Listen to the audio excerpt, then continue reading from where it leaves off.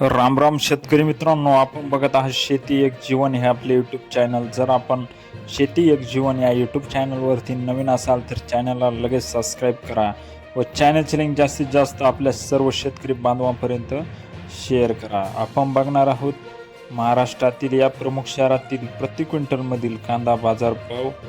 कांद्याच्या भावात घसरण दिसून आलेली आहे. आता आपण बघणार आहोत कांद्याचे बाजारभाव.